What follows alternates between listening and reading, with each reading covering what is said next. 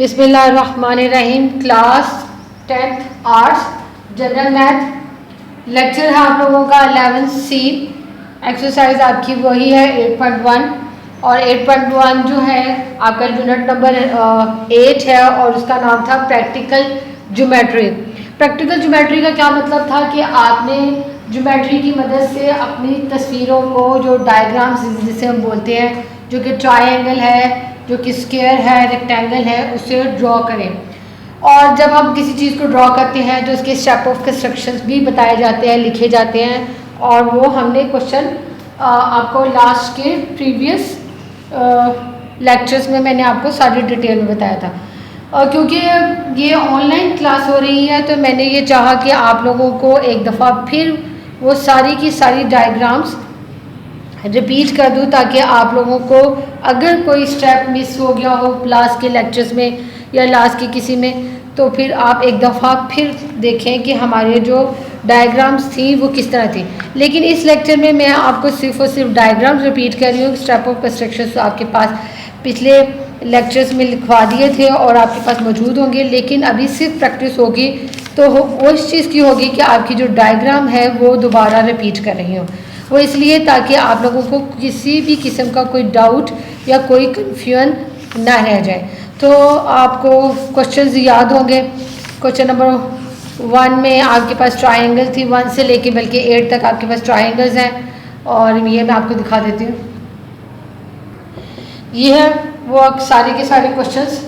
और draw triangle, जिसमें आपके पास पहले 3 लाइंस हैं और उनका सेंट्रोइड मालूम करना है। उसके बाद दूसरी जो ट्रायंगल इसमें 1 लेंथ है, फिर 1 एंगल और 1 साइड है। दैट मीन्स कि 2 साइड्स 1 एंगल का एंगल है, लेकिन परपेंडिकुलर बाइसेक्टर बनाने थे। फिर उसके बाद तीसरी आपकी इक्विलेटरल ट्रायंगल अगर आती है तो उस तरह उसे कैसे बनाया जा सकता है। यानी इन तीनों सवालों में 3 डिफरेंट ट्रायंगल्स भी हैं और साथ में उसकी एडवांस जो चीज़ें हैं वो एल्टीट्यूड फाइंड करना है। क्वेश्चन नंबर 4 में आपके पास फिर अगेन एक ऐसी ट्रायंगल है जिसमें आपके पास 1 साइड और 2 एंगल्स थे और इसका सेंट्रोइड मालूम करना है। सेंट्रोइड मीडियन से मालूम किया जाता है। क्वेश्चन नंबर 5 में भी मीडियंस ही होंगे, लेकिन हमने यहाँ पे सेंट्रोइड की बजाय उसके इक्वल फाइंड करना है। उसके बाद इक्विलेटरल ट्रायंगल, क्योंकि हमने पहले बना ली होगी, इसे रिपीट ना किया जाएगा। उसके बाद आपके पास वही 2 एंगल्स और 1 साइड है और यहाँ पर 2 साइड्स और 1 एंगल है, ठीक है, जिसे आइसोसेलेस ट्रायंगल कहा जाता है और इसकी उन्होंने 1 साइड दी थी। तो यहाँ पे इसकी रेपिटेशन होगी और फिर एक स्क्वायर और एक रेक्टेंगल और उसकी भी एक रेपिटेशन होगी, ताकि आपको क्लियर हो जाए सारे।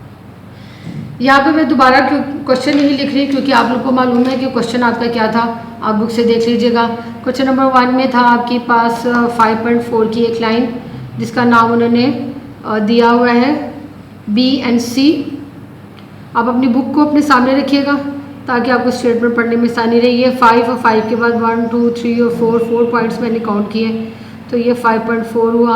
और डॉट्स लगाइएगा याद से, क्योंकि डॉट्स लगाने से आप जब लाइन ड्रॉ करते हैं तो वो आपकी लिमिट से बाहर नहीं जाते हैं। ये आपकी है लाइन बी और सी। इसके बाद आपके पास क्योंकि ये 3 साइड और लाइंस दी हुई हैं तो आपने आर्क की मदद, जब आपके पास साइड्स होती हैं तो तब आपने आर्क्स लगानी होती हैं। दूसरी आर्क लगा रही हैं आप 4.3 की। यहाँ पे पॉइंट रखना है आपने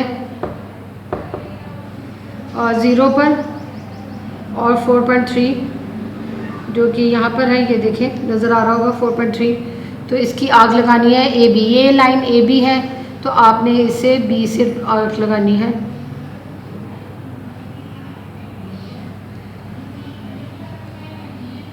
ये 4.3 है। दूसरी आर्क आपने 3.9 की लगानी है और यहाँ से 0 और 3.9 जो 4 से एक डिजिट पीछे होगा।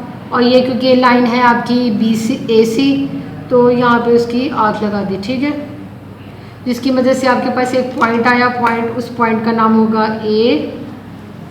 आपने ए को बी से और ए को सी से ड्रॉ मिलाना है, ठीक है। ये आपकी 4.3 सेंटीमीटर की लाइन थी, ये आपकी 3.9 सेंटीमीटर की लाइन है। और इसके बाद आपने क्या ड्रॉ करने थे, सेंट्रोइड ड्रॉ करना है। सेंट्रोइड ड्रॉ करने के लिए आपने 1 सेंटीमीटर का आर्क खोल लिया और ये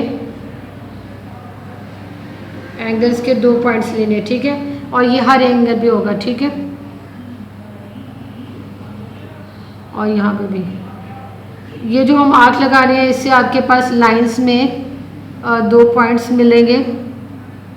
उन पॉइंट्स को हमने बाइसेक्ट करने की कोशिश करना है, ये देखें। और जैसे आपके पास पॉइंट आ जाए, आप चाहे तो इसको लाइन ड्रॉ कर लें।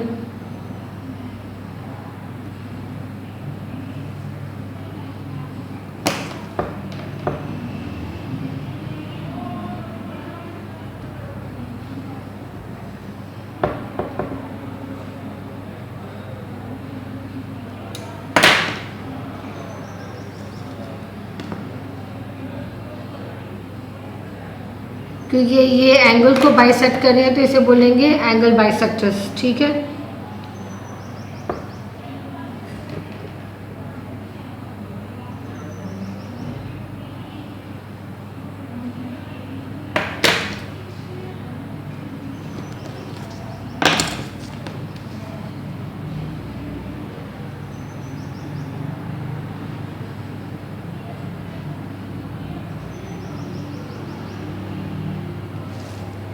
तो यहाँ पे ये तीनों जो एंगल बाइसेक्टर्स हैं जब वो कट करेंगे तो ये जिस सेंटर से गुजरेंगे उसे बोलेंगे सेंट्रॉइड। ये था आपका क्वेश्चन नंबर 1 और उसकी डायग्राम दोबारा रिपीट कर रही हूँ। क्वेश्चन नंबर 2 में क्या था, आपके पास 2 लाइन्स थी और एक एंगल है, ठीक है। और उसके बाद हमने उसके परपेंडिकुलर बाइसेक्टर्स ड्रॉ करने हैं। लाइन सबसे पहले हम चाहे आप ए बी ड्रॉ कर ले, चाहे आप बी सी ड्रॉ कर ले। तो मैं लाइन ए बी ड्रॉ करने लगी हूँ जो कि 5 सेंटीमीटर की है, ठीक है।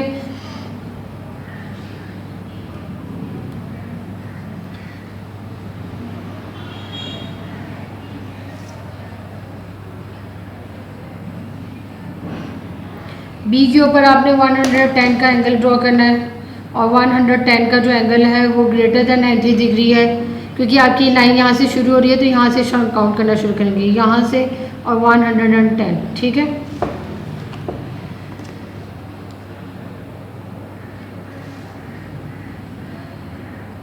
ये आपके पास एंगल आ गया 110 एंगल और ये आपकी लाइन थी 5 सेंटीमीटर की।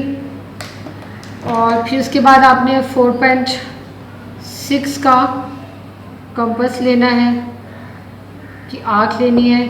4.5 ये है 4, उसके बाद 5 और ये उसकी 1 आगे चला जाएगा। और ये आपने इस एंगल को कट करना है। जब आप इस एंगल को कट करेंगे तो आपके पास पॉइंट आ जाएगा पॉइंट सी और ये एक ऐसी एक्यूट एंगल ट्राइंगल है, ठीक है। एक्यूट एंगल ट्राइंगल आपको मालूम होगा, नहीं है तो वो एक ऐसा एंगल ट्राइंगल जिसमें 1 एंगल जो होता है वो मोर देन 90 डिग्री हो, ठीक है। तो अब हमने इसके फाइंड करने हैं परपेंडिकुलर बाइसेक्टर्स। और परपेंडिकुलर बाइसेक्टर का मतलब है कि आपने इनके एंड पॉइंट्स को बाइसेक्ट करने की कोशिश करेंगे। और परपेंडिकुलर बाइसेक्टर लाइन के दोनों तरफ होता है, एक इस तरफ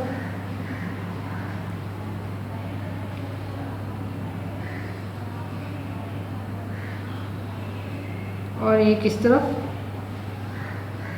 जिसकी वजह से आपके पास 2 कट्स आएंगे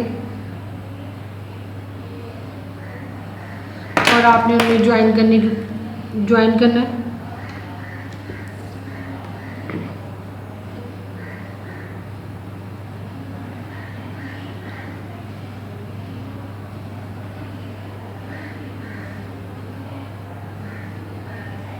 और ये याद रखें जब ये कट करें तो इस लाइन के पास से गुजरना बहुत ज़रूरी है। फिर इसके बाद हमने ए बी के बाद आप बी सी को लेने लगे हैं। आप अपनी आर्क को थोड़ी मेजरमेंट को थोड़ा चेंज कर लीजिएगा, उससे ये फ़ायदा होगा कि आपकी आर्क पहली वाली आर्क से साथ जाके मिक्स नहीं होगी, ठीक है। और ये आपके पास बी सी के हिसाब से 2 पॉइंट्स मिले, आप इन दोनों पॉइंट्स को भी ज्वाइन कर लें। और ये जब आप ड्रॉ कर रहे होंगे तो आपके पास परपेंडिकुलर बाइसेक्टर बीसी के ऊपर आ जाएगा। अब हमने इसी तरह ए और सी जो आपकी लास्ट लाइन रह गई है उसको बाइसेक्ट करना है।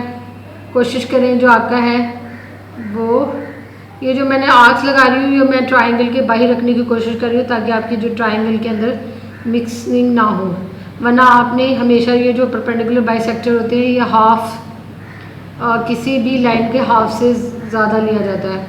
हाफ से ज़्यादा लेंगे, जितना हाफ से ज़्यादा कम ज़्यादा लिया जाता है उतना ये होता है कि आपके जो ये जो आर्क्स होती हैं वो एक दूसरे के मतलब करीब करीब बनती हैं। लेकिन मैंने क्योंकि मोर देन ले रही हूँ तो इसका मतलब होता है कि वो, अब ये जो मैंने पहले परपेंडिकुलर थे उनको ज़रा डार्क कर रही हूँ, उससे क्या होगा कि आपको ये मालूम होगा कि ये वाली हमारी जो लाइन्स थी वो भी इस पॉइंट पे गुजर रही हैं।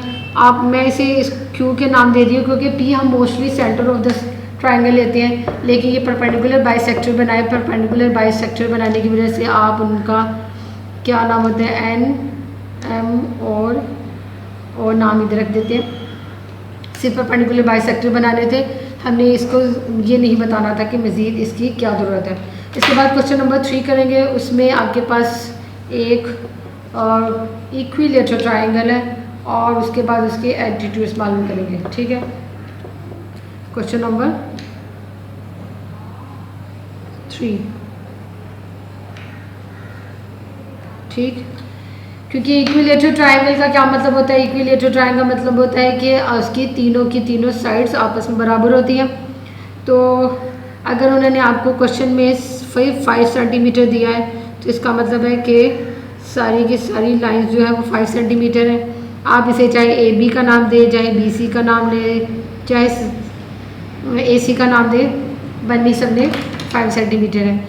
और आप चाहे तो 5 सेंटीमीटर को यहाँ से ले लें,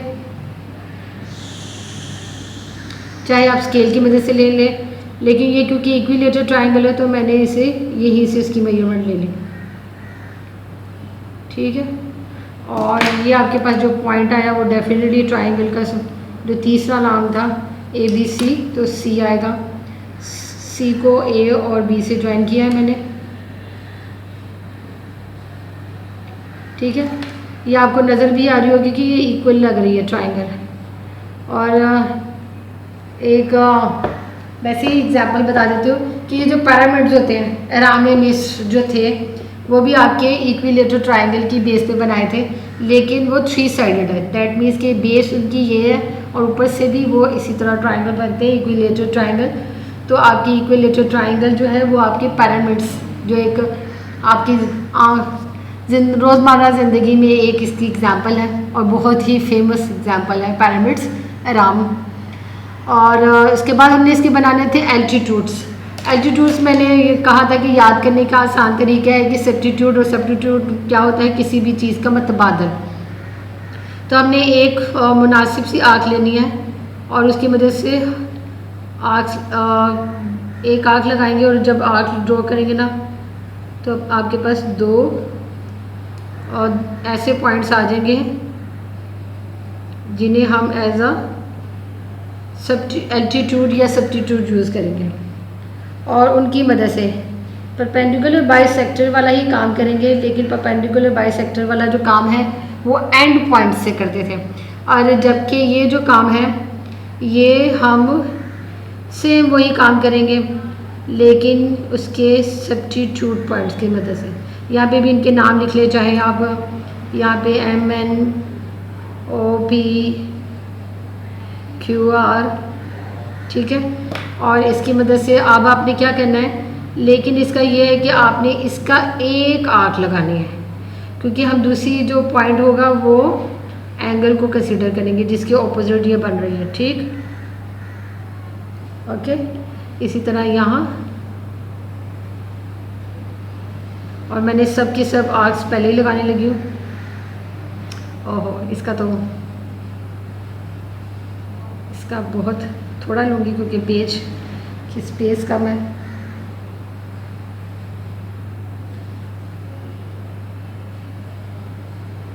ये तो क्योंकि प्रैक्टिस की वजह से यहाँ पर मैं आपको एक ही पेज पे कर रही हूँ, वरना आपने जब पेपर पे बनाइएगा तो ये इस चीज़ का ख्याल रखिएगा कि जब आप ड्रॉ करने लगेंगे तो ऐसा पेज लीजिएगा जो बिल्कुल स्टार्ट में हो, मतलब है कि किसी भी अगर आप टेस्ट कर रहे हैं या पेपर कर रहे हो तो एंड आ रहा हो तो तब उस पर छोड़ दीजिएगा, अगले पेज से अपनी तस्वीर को या फिगर को ड्रॉ कीजिएगा। वो कितनी स्पेस ले लेती है ये आपको नहीं अंदाज़ा। ये जो मैंने आर्क्स लगाए थे उसको उसके जो ऑपोजिट एंगल है उनके साथ ज्वाइन कर दिया, तो ये भी गौर से देखें तो ये भी उसी तरह एक ऐसी जगह से गुजर रहे हैं। अब यहाँ पे हमने पी ओ लिख चुके हैं तो इसका नाम जेड लिख लेते हैं, वैसे मोस्टली जेड ओ ही लिखा जाता है। ये है सबसे पहला जो आपका क्वेश्चन था, angle bisectors, then perpendicular bisector और देन एल्टीट्यूड्स। और एल्टीट्यूड्स को उसके बाद हमने मेजर भी करना था कि एल्टीट्यूड्स हमारे क्या बराबर हैं, तो ये आपकी मेजरमेंट में आपको करके दिखा रही हूँ। 0 से लेके ये 4.3, और मेरा ख्याल है कि जब हमने क्वेश्चन किया था तो तब भी 4.3 ही मैंने आपको उस केस में लिखा था, और यहाँ पे इसका 4.3 मेंशन करना बहुत ज़रूरी है। क्वेश्चन नंबर 4 और 5 एक ही है। क्वेश्चन नंबर 4 में उन्होंने आपसे कहा था कि सेंट्रोइड मालूम करना है, और क्वेश्चन नंबर 5 में कहा था कि मीडियंस मालूम करना है। तो सेंट्रोइड मीडियंस की ही मदद से ही आपको हासिल होता है, तो इसलिए मैं क्वेश्चन नंबर 5 नहीं रिपीट करूँगी क्योंकि मीडियंस ही मैं आपको रिपीट करना है, तो क्वेश्चन नंबर 4 करिए। क्वेश्चन नंबर 4 में और क्वेश्चन नंबर 5 में एक ये भी फ़र्क है कि क्वेश्चन नंबर 5 एक तो इक्विलेटरल ट्राइंगल है, जो कि मैंने अभी आपको क्वेश्चन नंबर 3 में इक्विलेटरल ट्राइंगल बताया, और उसके बाद जो अगर आप मीडियन ड्रॉ करेंगे तो वो भी अभी क्वेश्चन नंबर 4 में मीडियंस आपको क्लियर हो जाएंगी, ठीक है। उसके बाद फिर मैं आपको एक स्क्वायर, एक रेक्टेंगल और वो भी इसको भी रिपीट कर दूँगी, ठीक। तो हमने स्टार्ट करना है एक ऐसा एंगल ट्राइंगल जिसकी 1 साइड दी है और 2 एंगल्स दिए हैं। तो यहाँ पे सबसे पहले ड्रॉ करेंगे 5.4 की लाइन,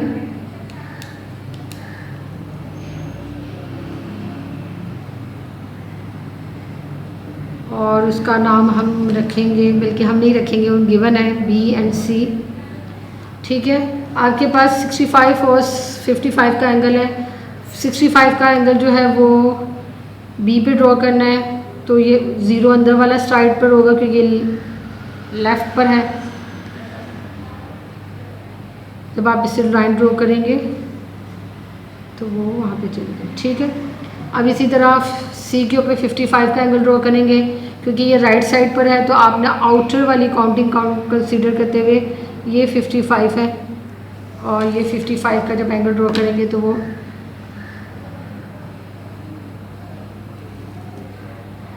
तकरीबन यहाँ तक चला गया, ठीक। 55 ये आपकी 5.4 की लाइन थी,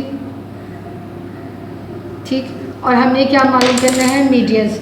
मीडियंस होता है कि परपेंडिकुलर बाइसेक्टर, अगर याद हो तो परपेंडिकुलर बाइसेक्टर हमने ड्रॉ करने हैं, उनकी मदद से जो हमारे पास मिड पॉइंट आएंगे, ठीक है। ये मैं नीचे वाली लाइन ले रही हूँ, सबसे पहले बेस की इसका मीडियन ड्रॉ कर रही हूँ इसके लिए, और मैंने ये क्योंकि मिड पॉइंट लेना है तो मैंने इसलिए इसका जो आर्क्स लगा रही हूँ वो तकरीबन मोस्टली जो आपका हाफ्स के नियरेस्ट ले रही हूँ, ठीक है।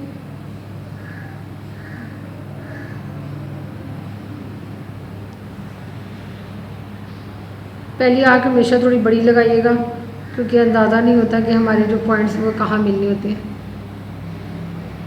ठीक है। तो ये मैंने इसे, ठीक।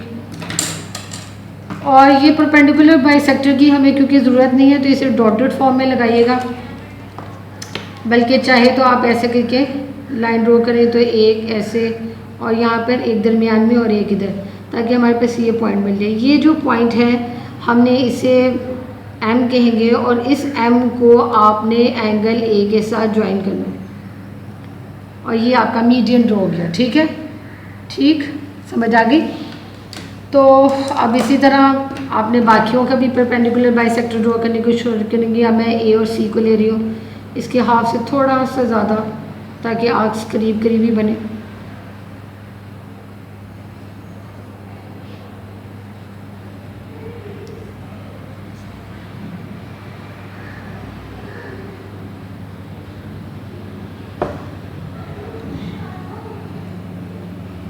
और आपको याद होगा कि मैंने आर्क को पकड़ने के लिए कहा था कि आपने उसे ऊपर से पकड़ना है और नीचे से नहीं पकड़ गया, ताकि उसको उसके ऊपर प्रेशर ना आए और आपकी जो आर्क है वो मूव ना करे। इसके बाद ये जो आपका पॉइंट आया, ये एन आया, ए सी की मदद से आपके पास पॉइंट एन आया और एन को आपने बी से ज्वाइन करना है जो इसके ऑपोजिट एंगल है। ठीक है, अब आपके पास लास्ट लाइन आएगी ए और बी, तो इसका भी परपेंडिकुलर बाइसेक्टर ड्रॉ करेंगे।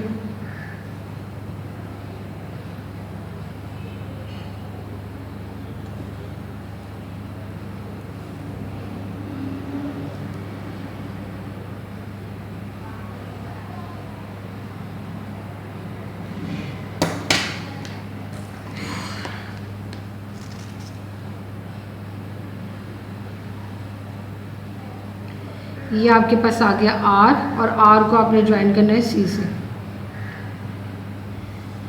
और ये अगर आप गौर से देखें तो ये जो आपका रिक्वायर्ड था ओ, ये सेंट्रोइड है। ठीक है, ठीक है। क्वेश्चन नंबर जो 5 है उसमें ये याद रखिएगा कि ये आपकी जो ऐसी लाइन थी कि जिसमें एंगल चेंज थे और आपकी लाइन ये थोड़ी ये कम है, ये ज़्यादा है, और तो मतलब ये इक्विलेटरल ट्राइंगल नहीं थी। तो जब आपका क्वेश्चन नंबर 5 होगा, इक्विलेटरल ट्राइंगल होगी, उसकी सारी की सारी साइड्स बराबर होंगी, तो उसके मीडियंस भी बराबर होंगे। तो क्वेश्चन नंबर 5 में सेम इसी तरह परपेंडिकुलर बाइसेक्टर की मदद से आपने मिड पॉइंट लेना है और इस मिड पॉइंट को ऑपोजिट एंगल से ज्वाइन कर देंगे तो वो मीडियन ड्रॉ कर देंगे। और मीडियन जो होंगे इक्विलेटरल ट्राइंगल के मीडियंस भी इक्वल होते हैं और उनकी मेजरमेंट आपने क्वेश्चन नंबर इस पर लिखनी है। क्वेश्चन नंबर 6 जो है इक्विलेटरल ट्राइंगल, और मेरा ख्याल है कि आपने होमवर्क भी किया था और इक्विलेटरल ट्राइंगल बहुत आसान हो जाता है। क्वेश्चन नंबर 7 और जो 8 था उसमें एक ये थी कि वहाँ पर दो एंगल ऐसे आ गए थे कि जिसे आप कंपास से ड्रॉ करते हैं। ये 65 का और 55 का और 110 का एंगल जो है वो कंपास से ड्रॉ करना मुश्किल होता है, इसलिए मैंने प्रोटेक्टर से आपको ड्रॉ करना बताया है। जबकि आपके पास जो नेक्स्ट है पेज क्वेश्चन नंबर 7 उसमें 45 और 60 है, तो इसलिए मैं क्वेश्चन नंबर 7 को भी रिपीट कर देती हूँ ताकि आपको 45 का एंगल भी समझ आए, 60 का एंगल भी समझ आए और उसके अलावा जो और भी एंगल्स होते हैं जो आप कंपास की मदद से इजीली बना सकते हैं वो मैं बता देती हूँ। और इसके साथ साथ आपका ये जो क्वेश्चन नंबर 7 का है वो ट्राइंगल वो भी इक्विलेटरल ट्राइंगल है। तो इक्विलेटरल ट्राइंगल का जो एक मेजरमेंट है वो आपको एक दफ़ा फिर समझ आ जाएगी कि इक्विलेटरल ट्राइंगल क्या होता है। तो यहाँ पे मैं ड्रॉ करने लगी हूँ। लाइन जो है वो 5 सेंटीमीटर की थी, उसका नाम आप कुछ भी रख दें जो कि मैंने ए और बी रखा है। आपने जब कंपास की मदद से जब आप एंगल्स ड्रॉ करते हैं तो 1 सेंटीमीटर का कंपास खोलते हैं और उसका सेमी सर्कल ड्रॉ करते हैं, इसलिए कि आपका जो, और ये याद रखिएगा कि जब आपने एक दफ़ा ये जो कंपास 1 सेंटीमीटर खोल लिया या आप 1 सेंटीमीटर से ज़्यादा या कम भी कर सकते हैं लेकिन उसमें कोई चेंजिंग नहीं होगी। उसका जब आप पहली आँख लगाते हैं तो वो 60 डिग्री की होती है और दूसरी आँख जो लगाते हैं वो 120 की होती है, क्योंकि अगर चेंज किए बगैर आपका हो तो ये 60 का फासले पे बनता है। ठीक है, अगर आप चाहे ट्राइंगल भी पूरा का पूरा सर्कल ड्रॉ करें और जिस मेजरमेंट का आपने सर्कल ड्रॉ किया है तो आप किसी भी पॉइंट पे लेके जब आप उसके उसी मेजरमेंट पे मूव करते हैं तो वो 60 के ही फासले पे बनता है। और अगर आपको ये इस चीज़ का डाउट है तो आप इसे प्रोटेक्टर से देख कर ये देख लीजिएगा, प्रोटेक्टर की मदद से चेक भी कर लें। तो ये जो आपकी पहली आर्क है बिल्कुल 60 के ऊपर है और आपकी जो दूसरी आर्क है वो बिल्कुल 120 के ऊपर है। इसी तरह आप इधर से भी मेजर कर लें तो इधर भी आपका जो पहली आर्क है वो 60 पर है और दूसरी आर्क आपकी बिल्कुल 120 पर है। ये सिर्फ चेकिंग करने के लिए बताया था कि आपकी चेकिंग किस तरह हो सकती है। ठीक, तो मैं वैसे ही बता रही थी कि ये 60 एक एंगल तो हमने 60 का बनाना था, तो उससे मैं ए को 60 कर दें या बी को 60 कर दें। ए को 60 कर रही हूँ फ़िलहाल, क्योंकि हमारे पर कोई हार्ड एंड फार रूल नहीं है कि कौन सा ए होगा और कौन सा बी होगा। क्योंकि ए का हमने एक एंगल 60 का बनाना था तो मैंने ए को 60 डिग्री का एंगल बना दिया। दूसरा एंगल 45 का बनाना है। अब 45 का एंगल बनाने के लिए अगर हम 90 का एंगल बना लें तो 90 के एंगल से उसका हाफ आ जाएगा। तो मैं ये 60 और 120 के दरमियान में 90 होता है, ऐसा ही है ना। तो मैं इन्हीं की मदद से इसका हाफ लेने लगी हूँ, 60 और 120 का हाफ। 60 और 120 के दरमियान में जो मिड पॉइंट है वो आपका 90 डिग्री का एंगल होगा। ठीक है, और उस 90 डिग्री के एंगल को हमने सिर्फ और सिर्फ एज अ रफ हमें चाहिए होगा। हमें अंदाज़ा करना है यहाँ पे सेमी सर्कल में 90 कहाँ बन रहा है, ठीक। और अगर आपको ये डाउट हो रहा है तो आप जैसे मैंने ये आग को मिलाया और यहाँ पे लगाया तो आप उसे चेक भी कर लें, पहले ही चेक कर लें प्रोटेक्टर की मदद से कि ये 90 है कि नहीं। ये सिर्फ आपको चेकिंग इसलिए बता रही हूँ ताकि आपको जो डाउट है वो ना रहे कि ये जो मैंने हाफ़ किया वो 90 हुआ था, नहीं। अब 90 का जो हाफ़ होगा वो आपका 45 इंशाल्लाह होगा। और आपके पास ये जो आया ये 90 के पॉइंट पिन रखा और ये जो स्टार्टिंग पे पिन रखा तो आपके पास आया 45 का एंगल, ठीक है। और आप इसे जब ज्वाइन कर देंगे तो आपके पास 45 का एंगल होगा और ये आपके पास पॉइंट सी होगा और आपके पास ये जो लाइन थी ये ए बी ए एफ और, ठीक है। और अगला है आपका आइसोसेलेस ट्रायंगल, वो आप खुद कर सकेंगे। मैं आपको एक स्क्वायर बना देती हूँ और एक वो, और मैंने आपको क्वेश्चन नंबर 9, 10 और 11 किए थे। मैं इस वक्त आपको क्वेश्चन नंबर 12 करने लगी हूँ जो कि स्क्वायर का है।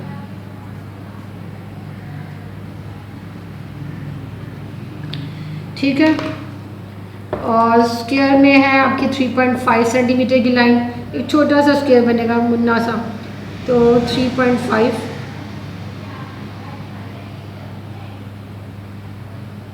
इसका नाम आप चाहे जो मर्ज़ी रख लें, जबकि मैं उसका ABC ही रखूँगी, आसानी से याद रहता है, ठीक है।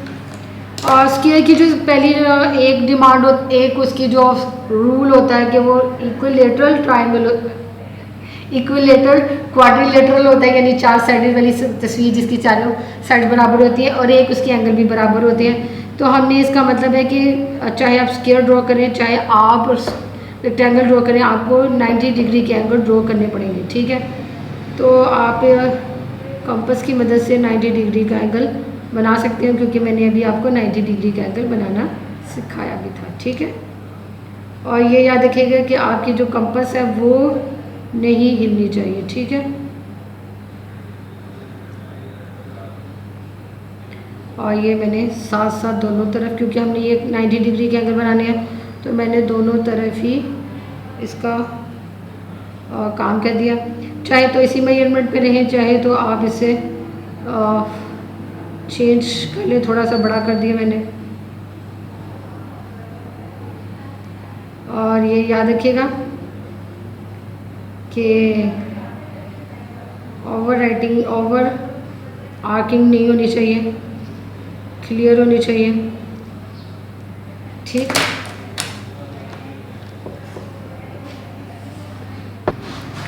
यहाँ पे एंगल्स 90 डिग्री पे बना लिए, आपने यहाँ पर एंगल्स ड्रॉ कीजिएगा। और एंगल ड्रॉ करते होने से पहले याद रखिएगा कि आपने डॉट लगा लीजिएगा ताकि मिक्सिंग ना हो। ये आपका AE और ये BF है। फिर आपने, क्योंकि ये स्क्वायर है तो बेस से ही आप इसकी मेजरमेंट लें जो कि 3.5 है। और ये जो बेस की जो मेजरमेंट है वो हमेशा उस वक्त लेते हैं जब आपके पास ऐसा कोई तस्वीर हो जो इक्वल हो, जैसे इक्विलेटरल ट्रायंगल हो तो तब आपकी उसकी बेस की ही ले लें, और स्क्वायर है तो तब भी आप उसकी बेस की ही ले रहे हैं, ठीक है। तो ये आपके पास तस्वीर बन गई। और क्योंकि हमने 3.5 की आंख लगाई थी तो यहाँ पे इसको मेंशन करना ज़रूरी है, और यहाँ पे 90 डिग्री के एंगल्स भी मेंशन करना, ठीक है। ये होगा आपका क्वेश्चन नंबर 12। और अब आपको क्वेश्चन नंबर 13, जिसमें आपके पास एक ऐसी रेक्टेंगल है, रेक्टेंगल जो होगी उसमें यह है कि आपने बेस लाइन ड्रॉ करेंगे, 90 डिग्री के एंगल ड्रॉ करेंगे, लेकिन जो दूसरी होगी वो अपोजिट होगी। मैं आपको क्वेश्चन नंबर 14 करवा देती हूँ, जिसमें क्वेश्चन जो है वो आपके डायगोनल के हिसाब से है, ठीक है। क्वेश्चन नंबर 14, और उसमें आपके पास एक लाइन दी हुई है जो कि बेस है 8 सेंटीमीटर की लाइन, ठीक है। 8 सेंटीमीटर की लाइन जो कि यहाँ तक आएगी, और उसका नाम है A एंड B। और उसके बाद आपने सेम वही काम करना है, 1 सेंटीमीटर की सेमी आर्क ड्रॉ करनी है और 90 डिग्री के एंगल बनाने की कोशिश करनी है, ठीक। अगर आप 1 सेंटीमीटर से अपनी आर्क ज़्यादा लेते हैं तो तब भी ये याद रखिएगा कि आर्क्स लगाते हुए, जो पहली आर्क लगाते हुए आपने इसकी मेजरमेंट को चेंज नहीं करना। और एक चीज़ का ख्याल रखिएगा कि जो आपकी कंपास है वो लूज़ कंपास नहीं होनी चाहिए कि जो बार बार, अगर आपकी कोई ऐसी कंपास हो जो यूज़ करने की वजह से लूज़ हो रही है और वो, तो उसे फेंक दें और नहीं ले लें। और हमेशा कंपास आपकी अच्छी होनी चाहिए। जैसे मेरी पास जो कंपास है ये भी थोड़ी सी लूज़ है, कभी कभी दवा कर रही है, लेकिन आप लोगों ने कोशिश करनी है कि आपकी कंपास बिल्कुल ख़ास तौर पर पेपर और टेस्ट में बिल्कुल उसमें कुछ भी फ़र्क ना हो, ख़राबी ना हो, क्योंकि तब तो हमने ये थोड़ी देखना है कि आपके पास कौन सी कंपास थी, या एग्जामिनर ने थोड़ी देखना है कि आपके पास कौन सी कंपास थी। उसने तो बस ये देखना है कि आप चाहें तो एक दफ़ा इसको करने से पहले, लाइन ड्रॉ करने से पहले आप उसको चेक कर लें कि 90 डिग्री के एंगल्स बन रहे हैं। ये सिर्फ अपनी कंफर्मेशन के लिए है, इसके लिए ये हार्ड एंड फास्ट रूल नहीं है, लेकिन अपने लिए कि जब आप डायग्राम बनाने या एंगल बनाने लगे हैं तो वो बिल्कुल गलत ना बने और एंड में जाके कहीं की तस्वीर ख़राब हो गई तो आप पहले ही चेक कर लें कि 90 डिग्री के एंगल्स पे वो जा रहा है कि नहीं है। ठीक, लाइन ड्रॉ करने से पहले आपने पॉइंट्स लगाना मत भूलिएगा। ये मैं बार बार कहती हूँ ताकि आपको अंदाज़ा हो कि आपने जो लाइन ड्रॉ करनी है वो आपकी सीधी होनी चाहिए, इसलिए डॉट लगा लीजिएगा। ये आपका BF है और AE होगा। अब आपने डायगोनल की लाइन ड्रॉ करनी है। डायगोनल की जो लाइन है वो 10 सेंटीमीटर की दी हुई है और आपने यहाँ से 10 सेंटीमीटर, ये 10 पे मैंने रख दिया पेन और आर्क को 0 तक ले गए।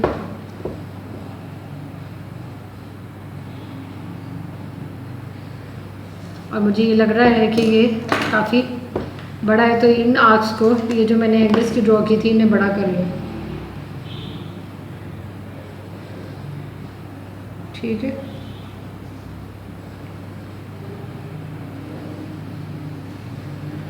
लेकिन ये याद रखिएगा कि डायगोनल हमेशा ड्रॉ करते हुए आपने इधर रख के इसको कट करना है और इधर से रख के इसको कट करना है। ठीक, तो आपके पास ये जो पॉइंट्स आए B के साथ, क्योंकि रेक्टेंगल है तो कंटिन्यू करते हुए C और यहाँ पे D रखिएगा और ये जो आपके लाइंस के नाम थे वो यहाँ पर एंड पे मिलेंगे। और ठीक है, ये आपका डायगोनल का ठीक है बन गया। और हमने जो आर्क लगाई थी वो डायगोनल की थी, तो डायगोनल की आर्क को शो करने के लिए मुझे यहाँ पे, चाहे आप इधर लाइन ड्रॉ कर ले चाहे उधर लाइन ड्रॉ कर ले, डायगोनल की लाइन है।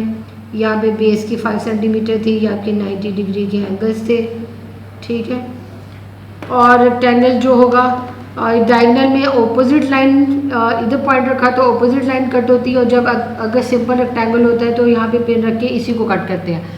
रेक्टेंगल में और डायगोनल में, रेक्टेंगल में होता है कि ऑपोजिट लाइन, और जबकि आपका सिंपल रेक्टेंगल हो तो सेम आपकी लाइन होती है। ठीक है, तो इसके साथ ही आपका जो क्वेश्चन नंबर, इससे जो नेक्स्ट क्वेश्चन है क्वेश्चन नंबर 15, वो भी आपका रेक्टेंगल ही है। क्वेश्चन नंबर 17 और 18 भी आपके रेक्टेंगल और स्क्वायर के क्वेश्चन है, तो आप इसको क्योंकि सेम उसमें टॉपिक में जा रहे हैं तो आपने क्वेश्चन नंबर 15 और 17 और 18 भी कर लीजिएगा इसी की प्रैक्टिस पे। ठीक है, और मैंने आज आप लोगों को लेक्चर जो है वो पूरी की पूरी ज्योमेट्री जो मैंने आपको पिछले 2-3 लेक्चर में सिखा रही थी, तब ये था कि स्टेप ऑफ कंस्ट्रक्शंस के साथ सिखा रही थी। आज मैंने उनकी सिर्फ और सिर्फ डायग्राम्स रिपीट की हैं ताकि आपको कोई भी अगर कन्फ्यूजन रह गई हो तो वो आपके सामने हो। और आपने इस चीज़ को गौर से देखा होगा कि आपने एक तो वॉल पॉइंट से यूज़ करना है, पिंक लाइन ड्रॉ करते हुए डॉट जरूर लगाइएगा। जब भी आप 2 आर्क्स लगाएं तब भी डॉट लगा के उसे मिलाइएगा। और एक आपका जो कंपास है वो बहुत एक्यूरेट होना चाहिए और इसमें कोई भी डाउट नहीं होना चाहिए। और अगर आपकी तस्वीर में, आपकी फिगर में अगर ओवर आर्किंग या ओवर राइटिंग हो रही है या आपकी लाइन ख़राब हो रही है तो उसे क्रॉस करके नहीं बनाइएगा, उसके ऊपर ओवर राइटिंग नहीं कीजिएगा किसी भी डायग्राम के ऊपर। ठीक है, और मैंने पहले भी बोला था कि प्रैक्टिस करनी है तो बार बार इसको बॉल पॉइंट से ही कीजिएगा ताकि आपको बॉल पॉइंट से ही एक्यूरेट हो जाए। ठीक है, ओके, अल्लाह हाफिज़।